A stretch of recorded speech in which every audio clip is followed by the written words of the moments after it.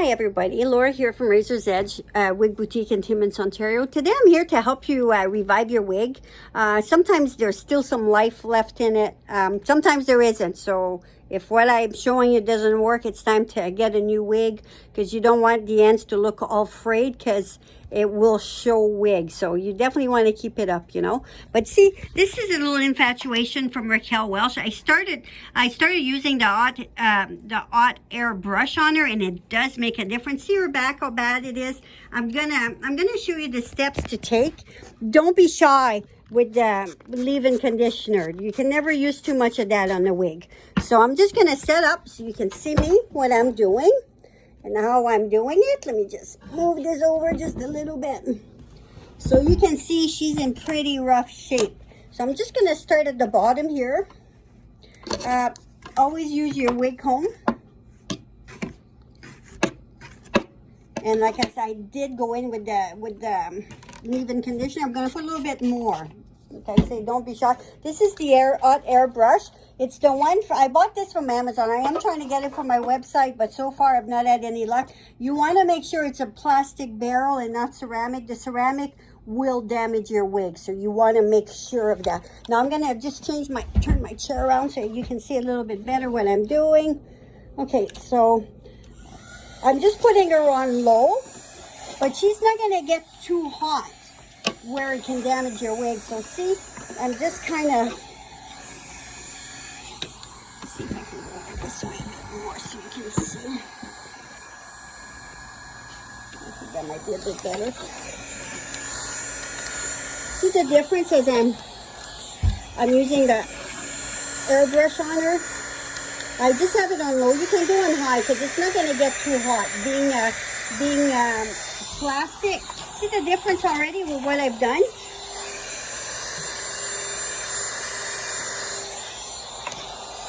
It's like looking like a different wig. Look at this side where it's not done, how frayed it looks, and how it's coming back. I'm going to bring one more down. I'm going to do one more roll with the airbrush, and I'm going to show you the steamer. I'm going to turn on my steamer in the meantime.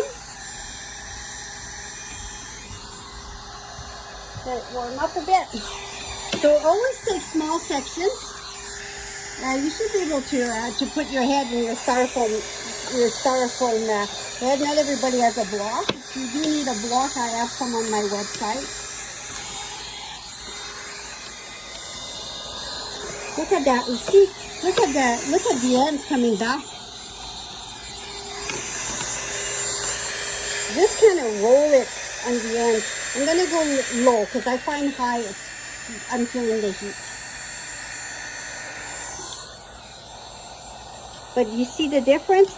Now I'm gonna do one more. I'm gonna use the steamer, just so you can see what you can do with the steamer. It's nice and hot now. I have a steamer from Jon Renau, and I have one off of Amazon.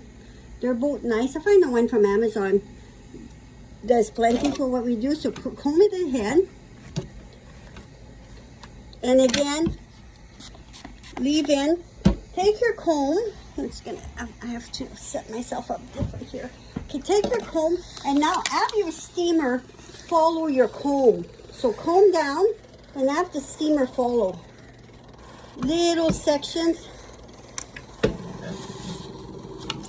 I would have started right at the bottom with the steamer, but I want to show you both. But see how it's really getting those tangles out.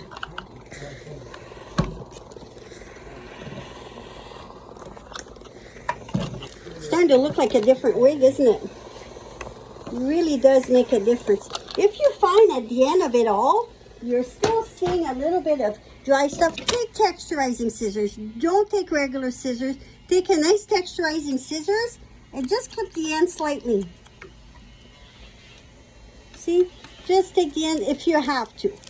And again, you may extend the life of your wig a bit. They cost so much money, so if you can extend the life a little bit, it's not a bad thing at all, eh?